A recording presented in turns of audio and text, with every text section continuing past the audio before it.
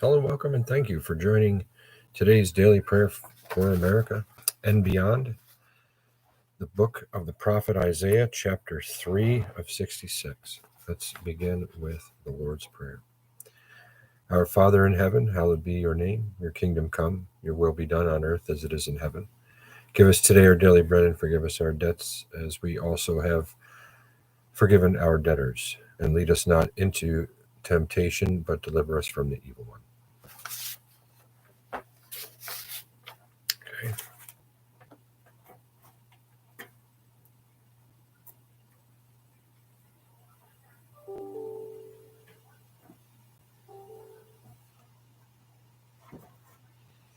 All right, I just want to get back up just in case here. All right, let's begin. Chapter 3, Covetousness of Rulers. For behold, the Lord of hosts, doth take away from Jerusalem and from Judah the stay and the staff, the whole stay of bread and the whole stay of water. The mighty man and the mighty man of war, the judge and the prophet, and the prudent and the ancient, the captain of 50 and the honourable man, and the counsellor, and the cunning artificer, and the eloquent orator. And I will give children to be their princes, and babes shall rule over them. And the people shall be oppressed, every one by another, and every one by his neighbor. The child shall behave himself proudly against the ancient, and the base against the honourable. When a man shall take hold of his brother, of the house of his father, saying, Thou hast clothing, be thou our ruler, and let this ruin be under thy hand. In that day shall he swear, saying, I will not be a healer, for in my house is neither bread nor clothing. Make me not a ruler of the people. For Jerusalem is ruined, and Judah is fallen, because their tongue and their doings are against the Lord, to provoke the eyes of his glory. The shew of their countenance doth witness against them, and they declare their sin as Sodom, they hide it not. Woe unto their soul, for they have rewarded evil unto themselves. Say ye to the righteous, that it shall be well with him, for they shall eat the fruit of their doings. Woe unto the wicked, it shall be ill with him, for the reward of his hands shall be given him.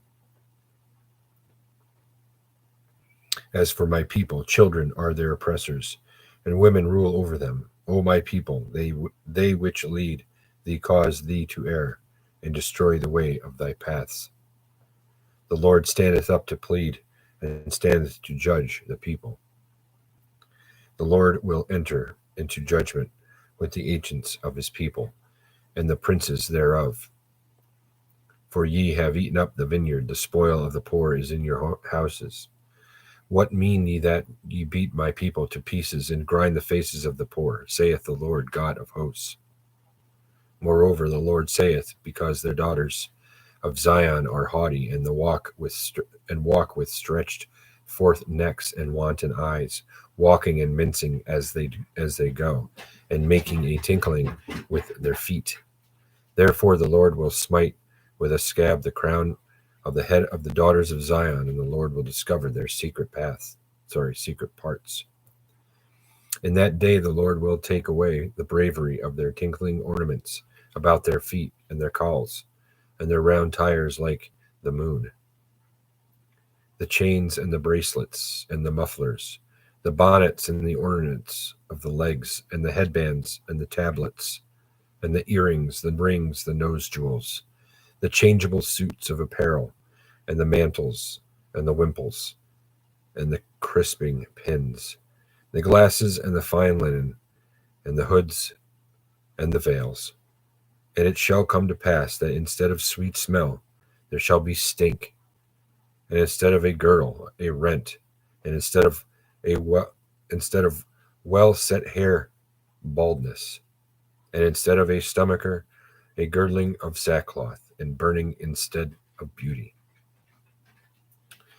Thy men shall fall by the sword, and thy mighty in the war, and her gates shall lament and mourn, and she, being desolate, shall sit upon the ground.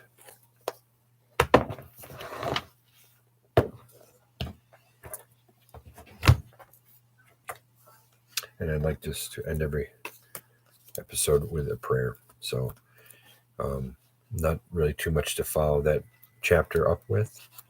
These all tend to speak for themselves. Obviously, there's a lot to digest there, and doing one a day is, I think, enough, because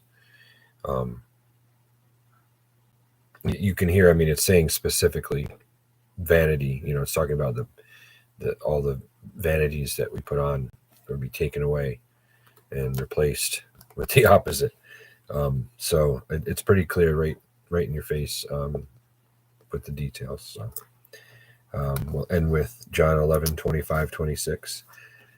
I am the resurrection and the life. Whoever believes in me, even if he dies, will live. And everyone who lives and believes in me will never die. Thanks so much for stopping by. We'll see you again here tomorrow, where we will read chapter 4. God bless you. Thank you so much. Take care. Have a blessed day. Bye-bye. Don't forget to watch out for the storm. Snow's coming again.